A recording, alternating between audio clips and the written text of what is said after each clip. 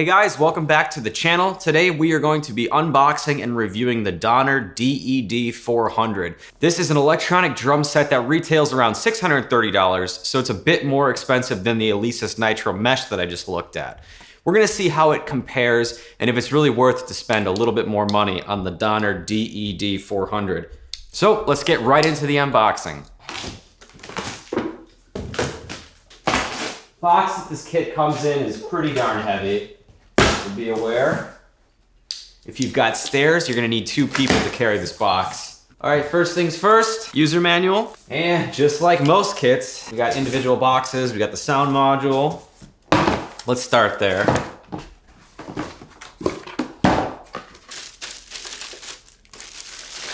Okay, this module is actually bigger than I thought it was gonna be. It's a little bit wider than most modules at this price point, which is interesting. The buttons feel good, nice and tactile. Seems okay. The build quality, it's made of plastic. We have some I/O on the back. So the trigger inputs are gonna feed in here, and then we've got additional tom pad, additional crash, and then we have a left right out and an aux in, and then also a USB connection for using VST drum sets. Let's start with the crash. It's right here. We got a crash ride. I'm gonna have a mess of boxes in here after this. Okay, these cymbals they feel awesome. Like they're thicker than you would think. So we got Donner's logo here.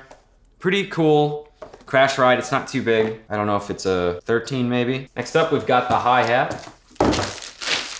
Again, it's one piece, so it's not gonna be like a two-piece hi-hat that moves up and down, because with this hi-hat, it's just gonna be the foot pedal. It's not gonna be a full stand system. As far as I can tell, this is the exact same pad as the crash ride. They are labeled differently, so maybe there is some functionality that's different. We have another crash.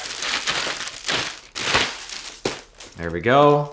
I'm sitting on my own drum throne here, but they do include one with the kit, though I'm not sure how good it's gonna be. All right, we got our basic stool top. It looks like we have to install this plate on it too. Here's our screws. I'm not gonna do that right now. Installation instructions for how to put the stool together. It's probably pretty straightforward, so wouldn't worry too much about that. We got the snare headset. I don't know what that means. What is a headset?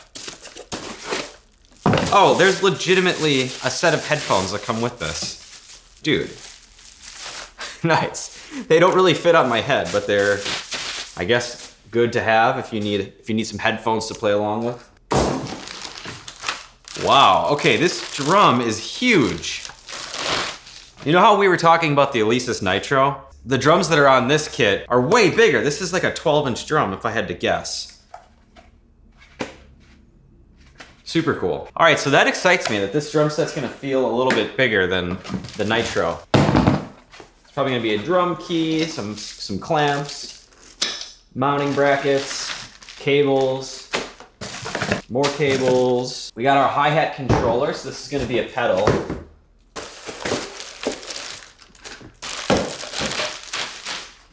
Here we go, we got the Donner hi-hat control pedal. Feels really nice. It's all solid metal, at least on the bottom. This piece is plastic, but then everything else is metal. We got the tom and the kick pad in this box.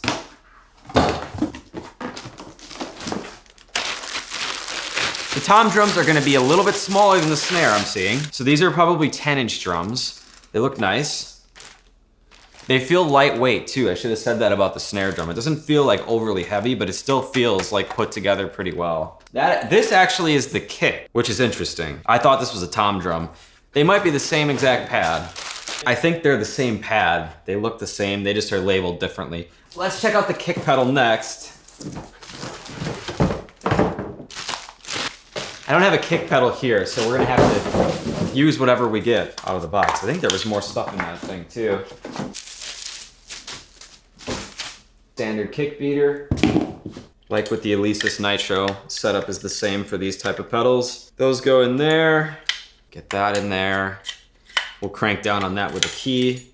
And then this piece needs to attach. Hopefully I can just do this by hand. You're good to go, except we need to clamp down on that drum key. Yeah, seems legit. It is all metal, which is nice. Drum stool bracket. Okay, so this is for the other half. We already have the seat out. Yeah, this is one of those ones that has fixed heights. These are pretty terrible. You're gonna wanna buy a different drum throne. But basically this piece goes in here and you can set your height with this wing nut here. Not ideal. 2 toms, yeah. Looks to be the same pad as before. Now I didn't mention this. This kit's got mesh heads. I mean, let's be real, what E-kit these days doesn't have mesh heads? They feel pretty good, and you can adjust them with a key if you want them to be a little bit tighter. Cymbal mounts. So these are gonna clamp to our drum rack, and these feel similar to the Alesis. The rods themselves are metal. The hardware on the top is plastic, and everything is metal except for the hardware pieces, which would be a nice thing if these were actually metal. I get it though, on more entry-level stuff, that's gonna be a thing. We get a tower we get to assemble ourselves. Looks like you get your own tools, so you don't have to worry about bringing your own. This is some sort of attachment clamp. I'm not sure what that's for yet. We got some screws and strings. We might need that. Here's one piece of the kick tower. I'm gonna have to figure out how to assemble that. And last but not least, the drum stand. This is a heavy box. Ah, right, we need sticks. We got some cheap Donner 5A sticks. Very good, we will use these for demoing. I'm not gonna unbox each and every one of these rack pieces, but it's made from what feels like aluminum. The rack hardware pieces that connect each other together, they're made out of plastic, fairly standard. This is identical almost to the Nitro, with the only difference being the Nitro used drum key. You needed to use a drum key to change stuff. It looks like on this, they've got plastic wing nuts. So this will make setup a lot faster. I'm gonna open up the rest of these, set it up, and we'll hear how it sounds. So as I'm unboxing this, opening up this hardware is so much nicer than the Nitro. It just feels better. Oh, and look at that. I was wrong. This might be almost the exact same thing. So you do actually need to use a drum key on some of these. Not all of these have a wing nut that you can use. Interesting, that's just like the Alesis. Looks like this is gonna be one of our main poles. They've got the cymbal slots at the top. It's good to know. All right guys, when you put this together, there's a little plastic bag. You'll find a drum key in it, and you'll need to loosen these a little bit. They do lock into a certain spot, so make sure you push and twist.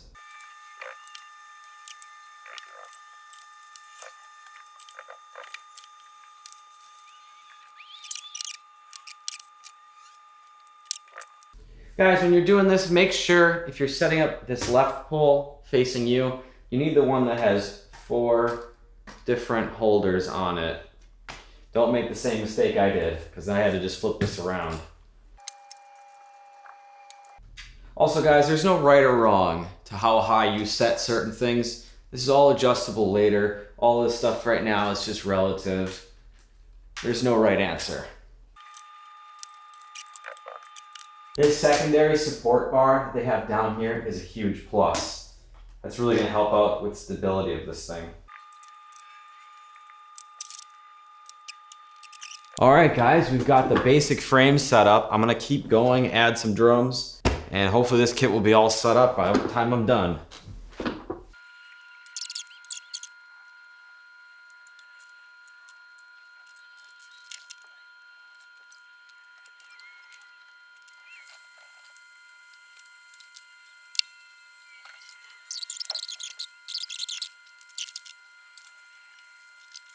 Something else to note guys, on the kick and the hi-hat pedals, you want to be aware that these have metal spurs that help them from not sliding forward. However, these can dig into decorative rugs and they can dig into hardwood floors even if you have a rug down, so you can damage your floors. So what I like to do is just pull these out all the way until they're not hitting totally, just to reduce the potential for damage to the flooring. You may get a little bit of sliding, but you may need to put down a few rugs or just have something underneath your drum rug to protect your floor in that case if you need to use the spurs. The only thing I don't have figured out yet is the kick tower, so I'm gonna go off camera and figure out how to set this up. Once I get back, we're gonna plug everything in and see how this thing sounds.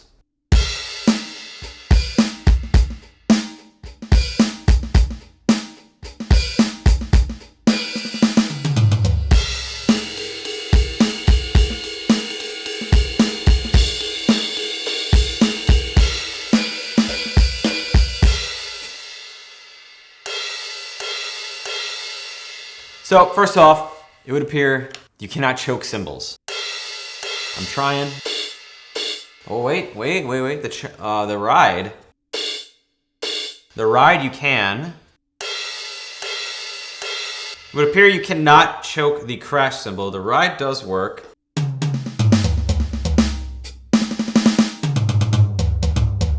I've got this set up a little bit too compact. I need to readjust some things. It does feel pretty small despite even having the larger snare drum pad. First off, that was the funk preset.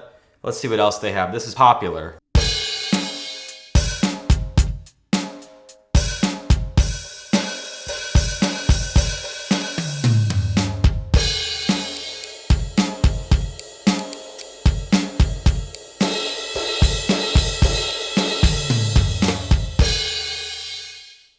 Next up, we've got pop.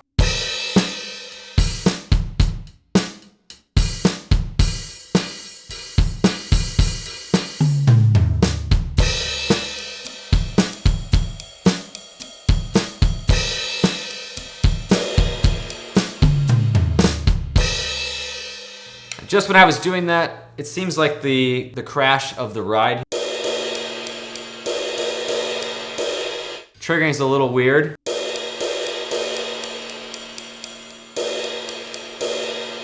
May have to adjust some settings. Next preset we've got is punk.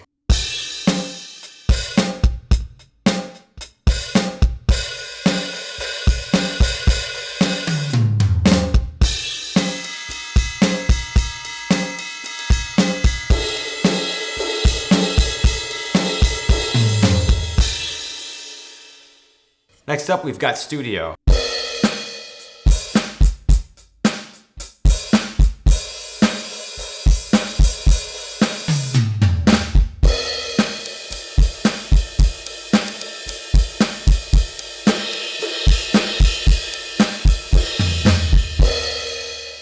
You can really tell I'm having a tough time getting this to crash properly.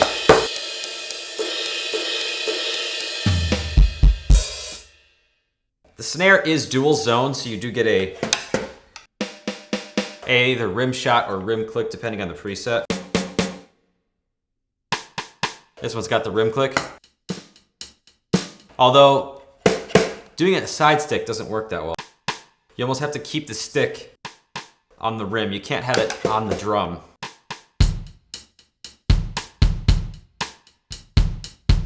And even that feels very strange to do, so you almost need to just hit the rim.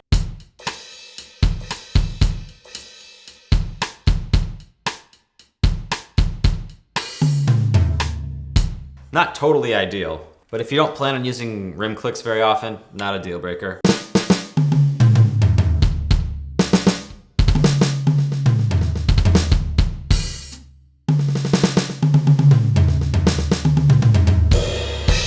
Next we have a session preset.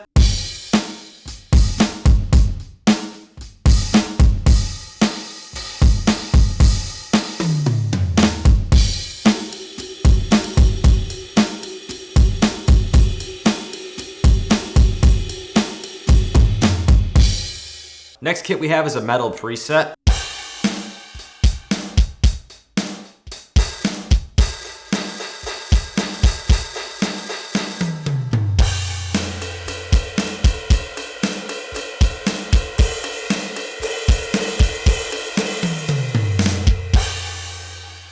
And I'm just gonna scroll through and find something that sounds interesting to me because there's a lot of presets that you get included with the kit. But for me, I'm not a huge fan of any of these sounds. I'd most likely use EZdrummer any day of the week. Last kit I'll share is this pop rock style preset. Let's see.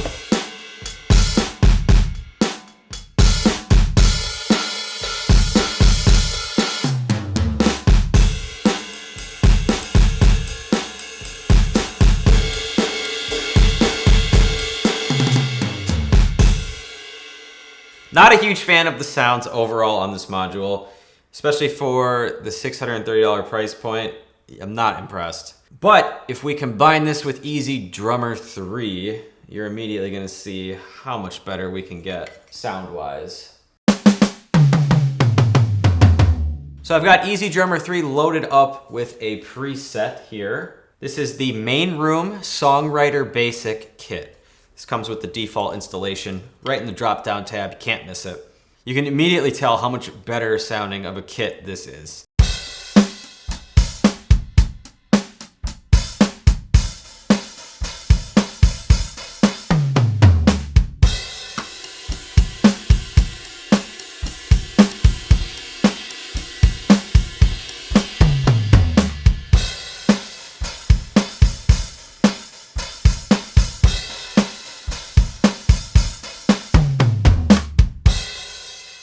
Something I'm noticing too with the kick pad, it's almost like it's flamming a little bit if you're not really digging in.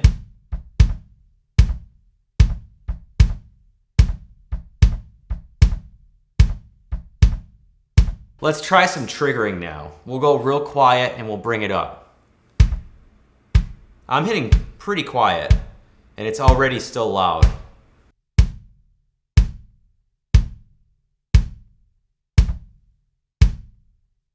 So just based off the kick, just testing that right now, it seems like there's not very much dynamics within the velocity when it triggers. Let's see the other drums now. Let's try the snare.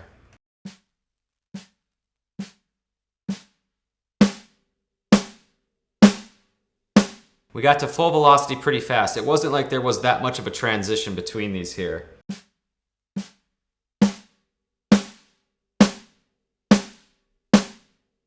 So it seems, yeah, like I said, the dynamic range is pretty limited. Let's try some toms.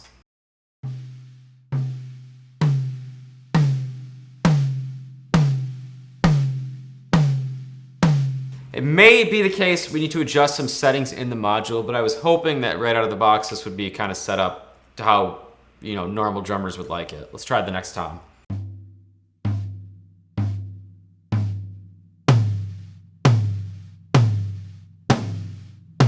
It really seems like we get to full velocity pretty quick. And one other thing too, when you're playing this, I've noticed that it's easy to hit the rim like you're hitting a rim shot. It'll trigger the rim click pretty easily.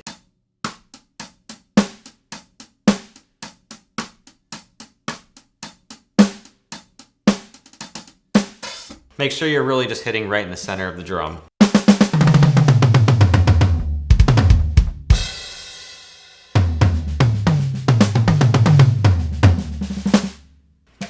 That's the other thing is I'm getting caught up underneath that tom there. This snare needs to move a little bit.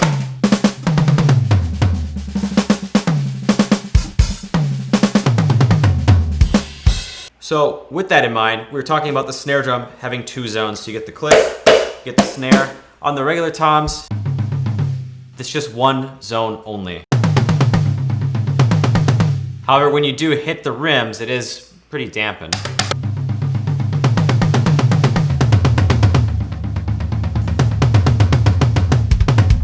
I think the biggest problem with this kit right now is the kick pad having these weird ghost notes that are appearing basically out of nowhere from like misfiring. So I wonder if the settings, we can adjust that triggering. So there's a threshold setting in one of these trigger sensitivity menus here.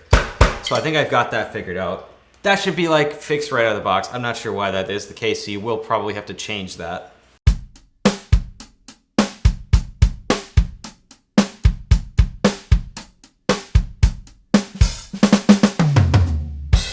So that is triggering Easy Drummer 3, works pretty well. With the MacBook Pro, I'm not experiencing any sort of crazy latency. It sounds good, like I'm not getting much delay in the headphones. That it might have more to do with the MacBook than it does this module. But if we go back to the kit sounds, I hate it. I'm not a fan. There's a couple other features we've got here. We've got a click track we can use.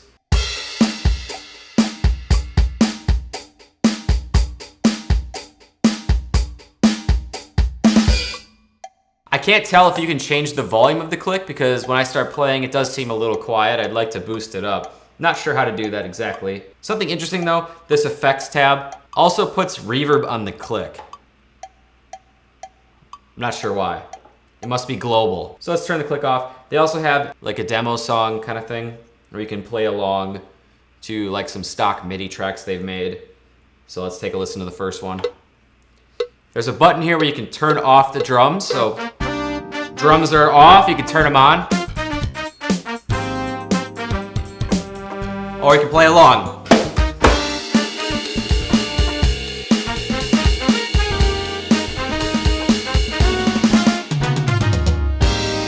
Song 1, let's try song 2.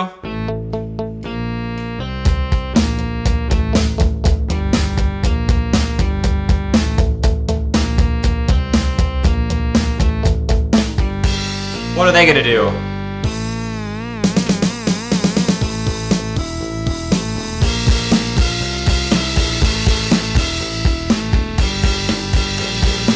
I think we get the vibe. Song 3. Oh, I can dig this.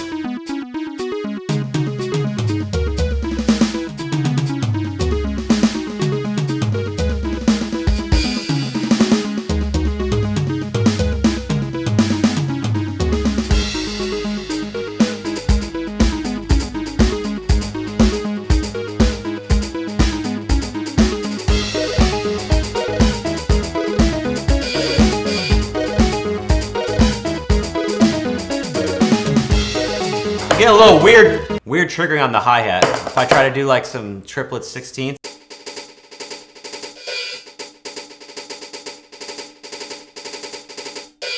It's working okay now, but when I was playing along to that song, it seemed like it was cutting out a bit. Something else to notice, the hi-hat, the top of the hi-hat does trigger a lot better than the side.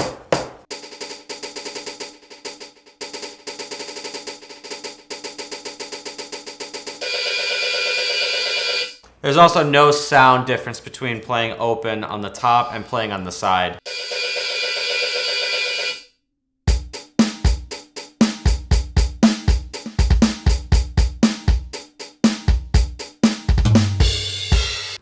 Okay, so this kit, definitely interesting. It is bigger than the Alesis Nitro, so it has that going for it. The kick pad I'm not huge on. I don't really like how they've got the tower set up. It's not the worst thing in the world, but I think having a dedicated tower would make this a little bit better. It seems like they just used the same design as the toms here and just slapped it to a piece of metal and called it a day. The hi-hat triggering works pretty good as far as like the foot pedal goes. The module doesn't have the greatest sounds in the world, and the problem here is we're spending upwards of $630. So it'd be really nice if we had some better sounds in here. If the module was set up correctly, you know, for the kick drum, like when I was getting all those weird ghost notes, that would be good. I'm having a hard time completely recommending this kit because the Alesis Nitro is just far, far better, especially because it's a lot cheaper. And if you were to go up from the Nitro into the Surge Mesh, you're gonna have a way better experience. And something interesting too, when I first hooked up the USB to the computer to trigger Easy Drummer, it was strange. I couldn't get my computer to recognize the module. So no MIDI information was being sent from this to the computer. Restarting the module fixed that. I'm not sure if you have to start the module up with it connected. That could be a thing. If you're using this for like tracking drums in a home studio setting, this would work fine. But really in this budget range, any E-kit probably is gonna be just fine. Like I said, I have a hard time recommending someone go out and spend $630 on this in its current state. It's a decent kit. If you own this, you're probably gonna get some great mileage out of it. I think there's just some better options that are a little bit more affordable in this price range. But I hope you guys enjoyed the review. This is the Donner DED-400 electronic drum set. If you guys liked the video, hit the like button, be sure to subscribe, and I will see you all in the next video.